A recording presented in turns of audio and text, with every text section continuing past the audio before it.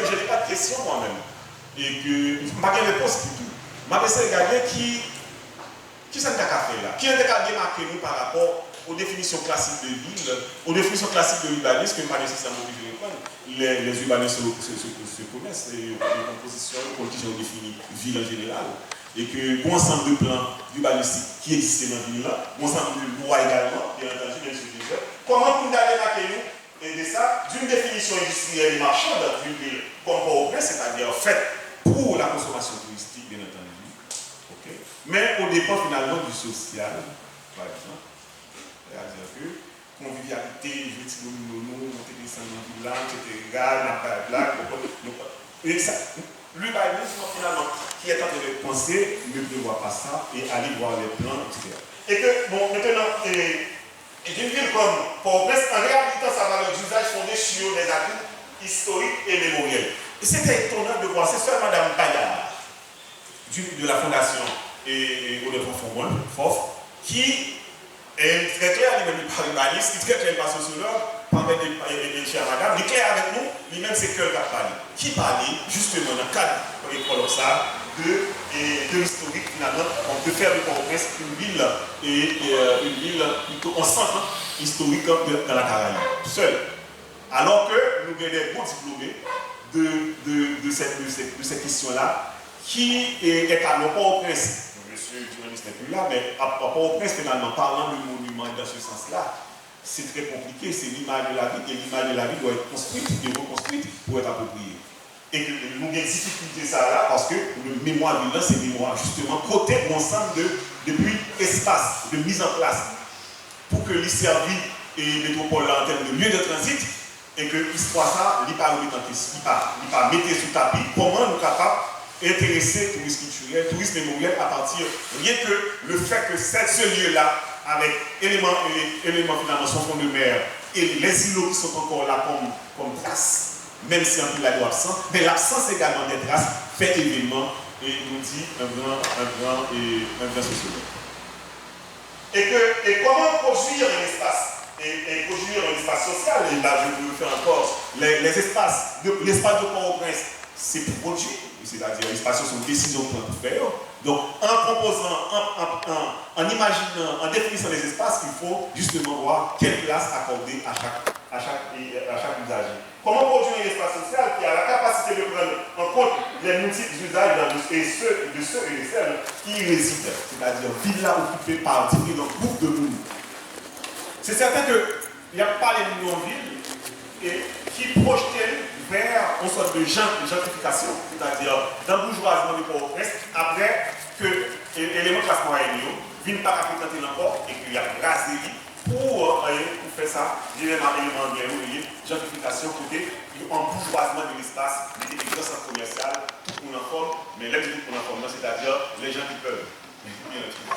Et que perspective, bien sûr, marxisant. C'est-à-dire clair que dans toute perspective, on va regarder comme urbaniste, de toute façon, on va urbaniste, qui n'est pas urbaniste encore, vu mon âge avancé.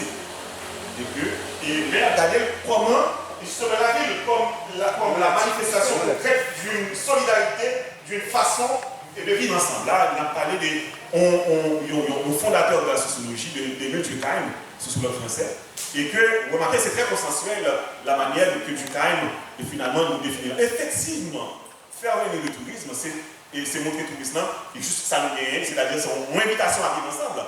Vivre dans l'espace-là, et que, en forme d'appartement, sont forme de vivre ensemble. Pas jeter fatra dans parce que nous tous. Et ça, c'est une perspective du Durkheim qui est absolument intéressante.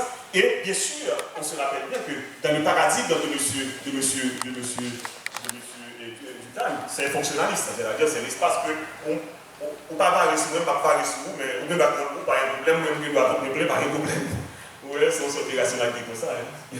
Bon, écoutez, la ville symbolise le passage à la modernité où l'individu se pose comme figure de sens là, et ça c'est très concerné pour nous parce que c'est-à-dire que le fait que une individuation est possible, vous remarquez que je vous connais très bien, moi c'est Maria, c'est Monsieur Durose, et ces villes-là permettent que justement il y a des figures qui émergent finalement dans l'espace et l'espace urbain qu'on se connaît en général, et puis même nécessairement dans les campagnes, c'est campagne mais là, il permet que et on sait des figures comme ça qui vivent énergie qui s'imposent, etc. Et la ville en tant que scène où se développent des conflits entre groupes sociaux antagoniques. Il ne faut pas se leurrer, il ne faut pas plaindre comme Sindadou, ça va passer pour tout ça là, son bagage comme Sindadou, Aïssé Bibi Vacabon, et comme Sindadou, l'homme regarde les discours dominants, et content de ce que ça. Et que la ville sont scène de conflits, et justement les conflits sont à face de nous, c'est-à-dire actuellement. Et que entre groupes sociaux antagoniques, c'est-à-dire ne pas entendre ce partage espace là, qui c'est l'enjeu principal là, comment justement partager cet espace. Et le même résultat des changements intervenus, tant au niveau de l'organisation sociale, division de travail, etc. Il y a un résultat de l'opération que nous connaissons, violent, organisé d'une certaine manière, ségrégé, socialement ségrégé, morcelé d'une certaine manière.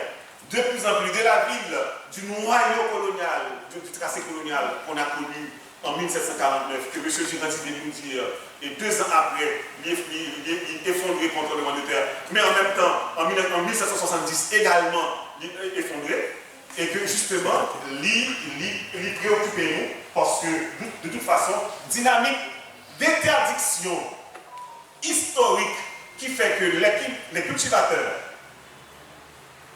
c'est la vie de grands-parents, on ne parle pas nous, mais grands-parents. Ok? Et mettez interdit pour vivre dans la ville là.